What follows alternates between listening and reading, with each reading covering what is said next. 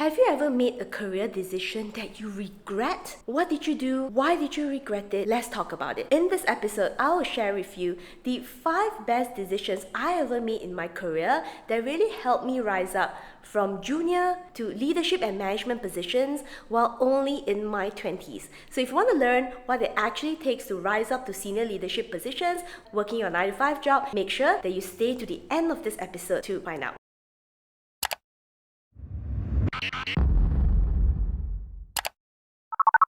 The first big decision that I ever had to make in my career was deciding to join a small company during the 2008 and 2009 financial crisis when there were no jobs available right after I graduated.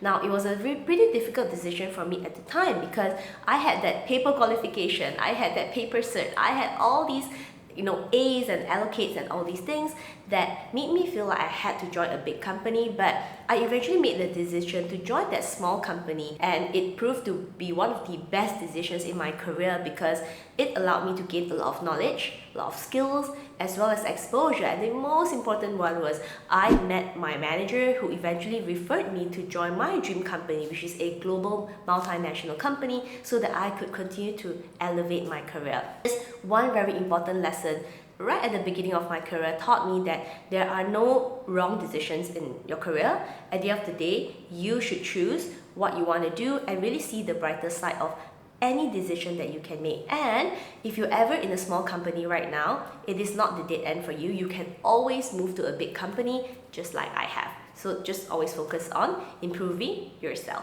On to the second best decision I made in my career was coming to the realization that working hard is not enough.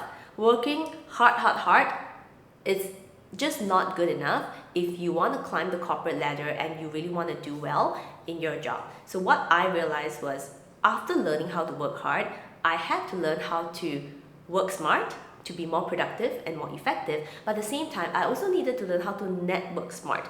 And aside from just delivering my roles and my job, I also focused on building very strong relationships and networking within the company itself. And how this eventually turned out in my career was I managed to get a lot of referrals to move from one company to the other. I received interview invitations to Google, to PayPal, and some of the central banks, and these are really not easy interviews to get unless there's somebody there who has worked with you before, aka me, worked with me before, and knew that I really had a lot of value to add and was really willing to refer me.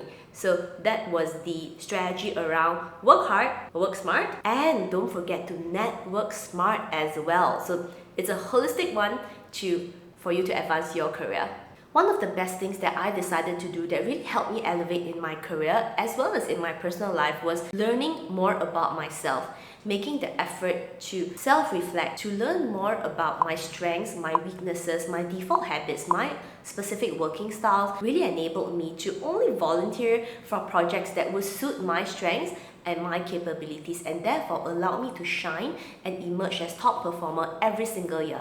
And by emerging as top performer every single year, of course, it helps a lot in getting my promotions, my increments, my bonuses, as well as opening more doors for me to transition within the company or even externally with getting headhunted with multiple opportunities as well. So there is something really, really valuable in learning about yourself, right? Knowing your career clarity, for myself, I knew exactly what I wanted, I knew what I was good at, and the things that I was not so good at, I was always upskilling all the time to make sure that it is no longer a liability for me, but eventually turning my weaknesses into strengths as well. So never underestimate self-reflection, self-assessment, and really the power of understanding your own personality, because it makes a huge impact in your career. At this point, you might be thinking, oh, Mei Ping, you are so lucky and you are also so brave. I don't think I can be as brave as you. No, stop there, because at the end of the day, every career decision that you make definitely impacts your career. It's up to you to decide what you want, what is worth it, and then putting in your time, effort, and energy to upskill yourself, to make yourself as valuable as possible with the right strategies and tools to make sure that you increase your chances for success. Right? And to increase your chances for success is what I always say: getting the right mindset, understanding yourself and other people, upskilling yourself to be able to be as productive, effective, and somebody that people want to work with, and finally building the right reputation so that you are seen as a valuable professional and other people feel comfortable to give you that right endorsement in your career. So all these things are something that I teach in my paid program, The Corporate Survivor, specifically designed for 9-to-5 working professionals. So if that's something that you want to check out, you can always go to www.thecorporatesurvivor.co to learn how the step-by-step program can really help you to elevate your career. On to the next career decision. Back in 2013, when I decided to join Visa, which is a global payments company, it was a long time ago, and it was also the time where fintech was not exactly a thing. And when I decided to move from consulting into the fintech technology space, a lot of people told me that maybe this is a dumb decision. You should not be moving to this sort of like fintech company. Nobody knows what it's all about. It's a dead end. Yada yada yada. However, interestingly, a few years after that, the whole fintech industry completely boomed.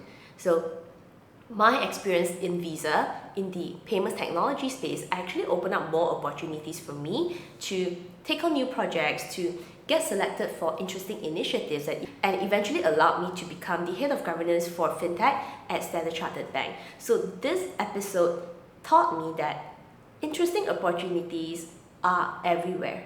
But it's really up to you to really spot that opportunity, especially spotting an emerging opportunity that most people don't see. And don't be disheartened if other people do not see your vision. They may not necessarily be able to see that. But interestingly, from my situation, many years later, a lot of people ask me, oh, you are so lucky that you got into fintech when it was early on and you got rewarded later.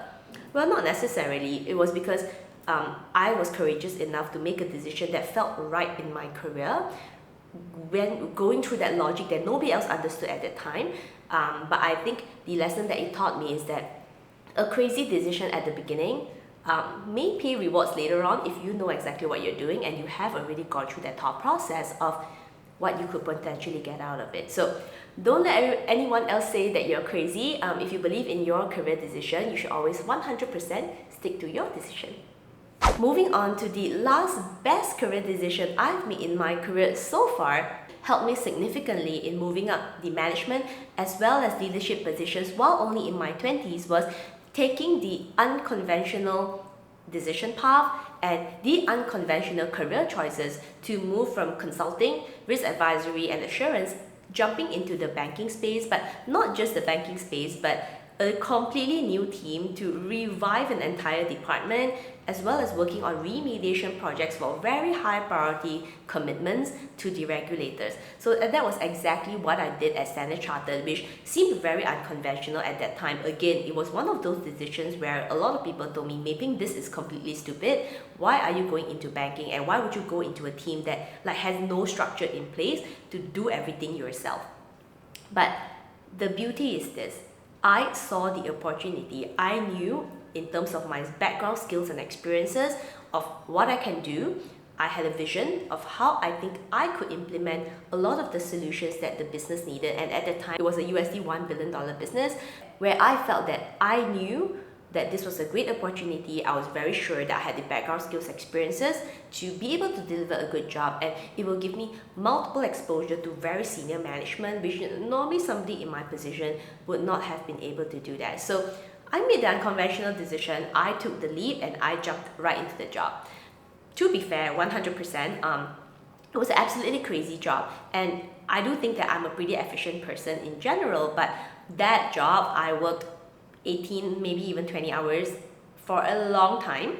However, I think a lot of the skills that I gained, the exposure, the mindset, the grit, the perseverance, and everything else that came with it, I'd say that the 5 years that I spent in banking was probably worth about 15 years. And it's not just measured in the number of years alone, but the kind of maturity, the seniority, the understanding that I have at the top management level, that was extremely invaluable experience that I would definitely not change it for anything ever. So those are the 5 best decisions that I made in my 9-to-5 corporate career that allowed me to move from junior all the way to senior leadership positions while just only in my 20s, working with people from across 43 countries and managing a huge portfolio for somebody my age.